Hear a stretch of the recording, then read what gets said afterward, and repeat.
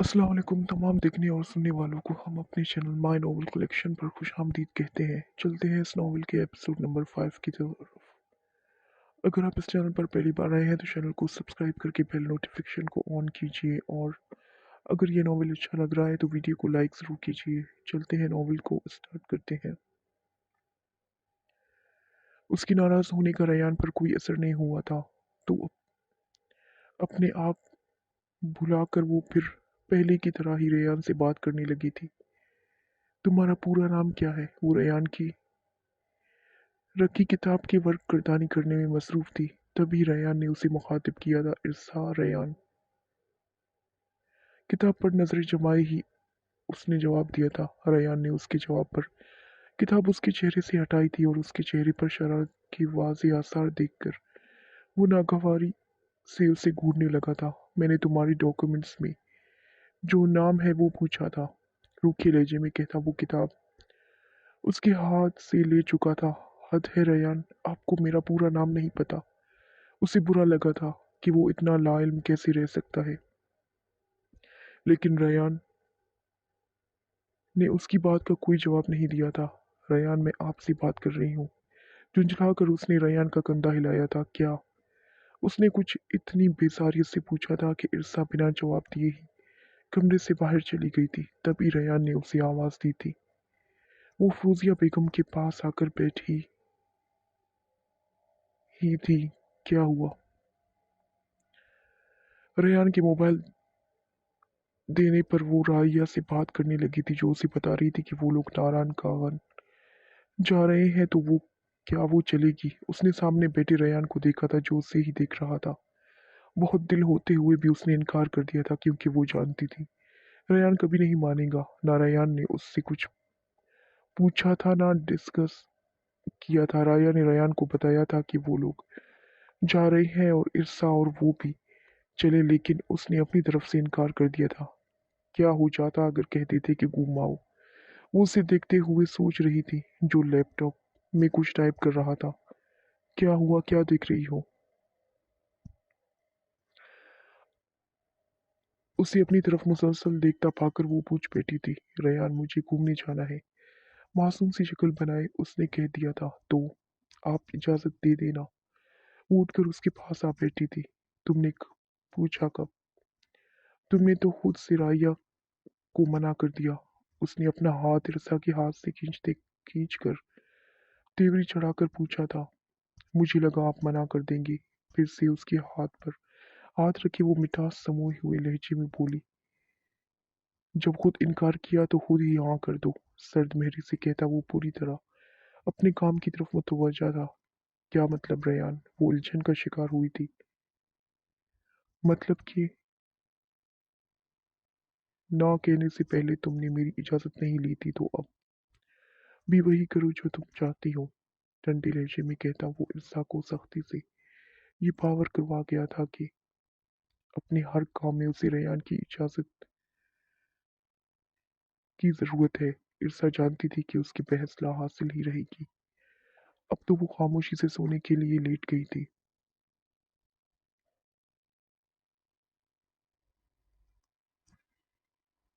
वो नाराज थी, लेकिन उसने जताया नहीं था, क्योंकि उसका जताना ना जताना रयान के लिए कोई मानी नहीं रखता था। फूजिया बेगम ने भी उससे पूछा था कि उसने क्यों मना किया, लेकिन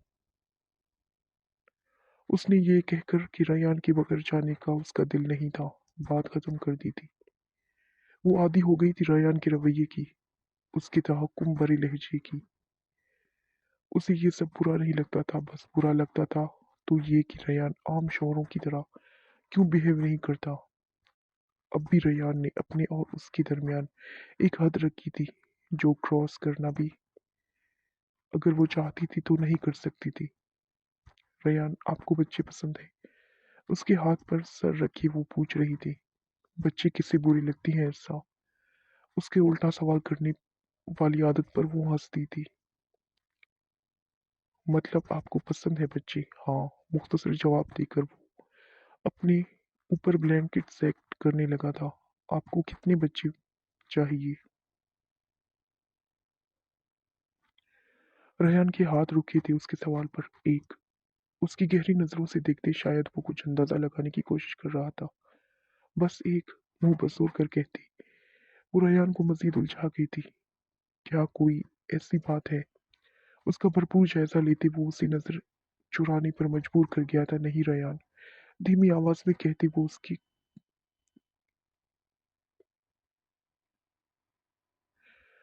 उसकी कमीज के बटन से छेड़छाड़ करने लगी थी। अच्छी बात है, संजीदगी से कहता वो आंखों पर बाजू रख चुका था। तो आपको अभी बच्चे नहीं चाहिए रयान? रयान के जवाब पर वो उठकर बैठ गई थी। नहीं। क्यों? वो समझ नहीं सकी थी कि वो क्यों नहीं चाहता ऐसा। नींद आ रही है मुझे, सख्ती से कहता। वो लाइट ऑफ कर चुका था। पहले जवाब दे मुझे रयान, आप। लाइट ऑन करके वो उससे जगा चुकी थी। जब एक बार कहा तो समझ नहीं आया तुम्हें? अपनी आंखों से बाजू हटाते वो दुरुस्त हुआ था। वजह बताइए मुझे। वो बजिद थी। क्योंकि तुम खुद खुद अभी बच्चों की तरह बिहेव करती हो, और माँ बनकर बच्चों को पालना, उसे तमीज सिखाना, ये सब भी तुमसे नहीं होगा। वो दरिश्तगी से कहता। वो उसे हैरान कर गया था। तो आप खुद। ओ गॉड, मुझे लगा कि रेहान की बात पर वो इतने सदमे में आ गई थी कि लफ्ज में साथ नहीं दे रहे थे। अब सोने दो मुझे, सख्ती से कहता। वो लाइट ऑफ करने करके सोने लगा था। और वो कितनी ही देर रेहान की बातों को सोचती आंसू बहाती रही थी। फौजिया बेगम कितनी ही बार उसके सामने दादी बनने की ख्वाहिश का इजहार कर चुकी थी, और अब वो खुद भी संजीदा से यही सोच रही थी कि वो डॉक्टर से कंसल्ट करे। लेकिन रयान ने उसे अब तक बेखबर रखा था इस बात से कि अभी वो खुद ये नहीं चाहता। और आज जब पूछा तो जवाब ऐसा मिला कि वो पूरी रात आंसू बहाती रही थी। सुबह तक उसने खुद को नॉर्मल कर लिया था। उसने रात वाली बात का जिक्र बिल्कुल भी नहीं किया था रयान के सामने। फिर राया रुकने आई थी। वो ज्यादा वक्त उसके साथ ही गुजारती थी, और जब वो रात को कमरे में दाखिल होती तो वो सो चुका होता। उसकी रयान से बात भी बराए नाम ही हो रही थी, क्योंकि वो ज्यादा बोलने का आदी नहीं था। ईर्षा ही उसे उकसाती थी बातें करने पर। लेकिन राया और वो मामा पापा से वो बातें करता था सिर्फ ईर्षा से ही। उसे ना जाने क्या मसला था, अब भी वो उसे अहमियत देने को तैयार न था।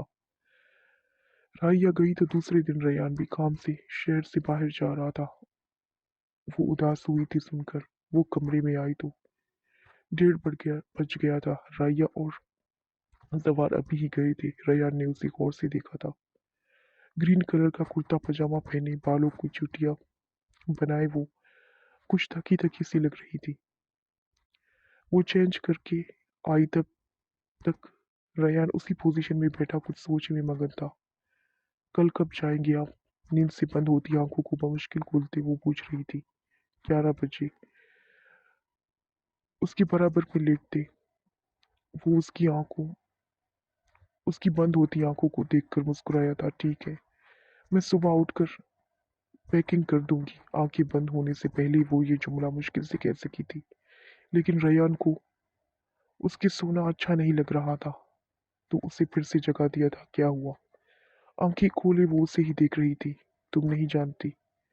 उसकी बिखरी जुल्फों को छेड़ते वो उसके सोने के इरादे को मौकूफ कर चुका था। ईर्षा की नींद से बोझल आंखें खुल ही नहीं रही थी। रयान, मुझे नींद आ रही है, उसके सीने से लगी वो मुल्तजी लहजे में बोली थी। लेकिन रयान ने तो जैसे सुना ही नहीं था। उसकी बाहों में वो बिन पानी की मछली की तरह तड़पी थी। लेकिन रयान ने उसकी मज़ाहमत का कोई नोटिस नहीं लिया था। सो जाओ, उसे जागते देख रयान ने अपनी सुल्का अपने से लगाते हुए कहा था। आप बहुत बुरे हैं रयान। उसकी बाहों में उसे सक कर शिकवा कर गई थी। रो रही हो तुम? उसका चेहरा ऊपर किए वो उसके गालों पर बहते आंसुओं को हैरत से देख रहा था। मैं कितनी थक गई थी आज। लेकिन आप, वो रोते हुए कही जा रही थी, मेरी वजह से थकी थी। उसकी आंखों में देखते वो पूछ रहा था। नहीं, लेकिन सो जाओ, रिलैक्स हो जाओगी। उसे पानी का गिलास थमाते वो फिक्रमंद हुआ था उसके रोने पर। मुझे अपनी नहीं आएगी। बेड ग्राउंड से टैग लगाए वो बैठ गई थी। रयान ने जबरदस्ती उसका सर अपने हाथ पर रखा था। सोने की कोशिश करो। उसकी गिरद बाहों का घेरा किए वो नरम लहजा अपनाए हुए था। वो चुपचाप आंखें मूंद गई थी, और सच में वो थोड़ी देर बाद सो भी गई थी।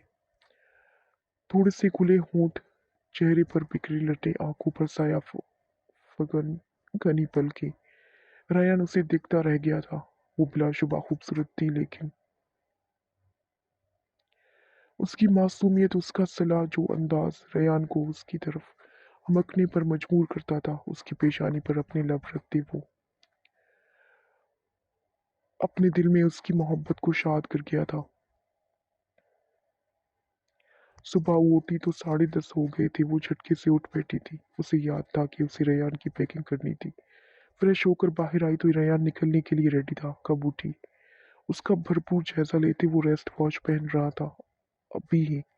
सॉरी, मुझे आपकी पैकिंग करनी थी और मैं लेट उठी। वो सख्त शर्मिंदा हुई थी। मैं मुकम्मल कर चुका हूँ सब, संजीदगी से कहता वो अपना मोबाइल और वॉलेट लेता बाहर निकल गया था।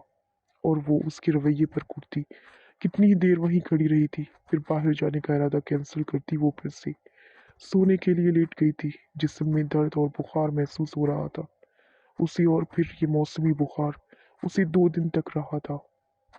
रेहान को फौजिया बेगम ने बताया था उसकी तबीयत खराबी का। वो इंतजार कर रही थी उसकी कॉल का, लेकिन रेहान ने दूसरे दिन रात में कॉल की थी उसे। तबीयत कैसी है अब?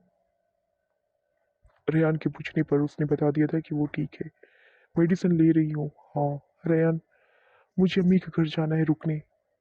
उसे अम्मी की याद आ रही थी, लेकिन वो बिना पूछे जा नहीं सकती थी। ओके, हूँ आना।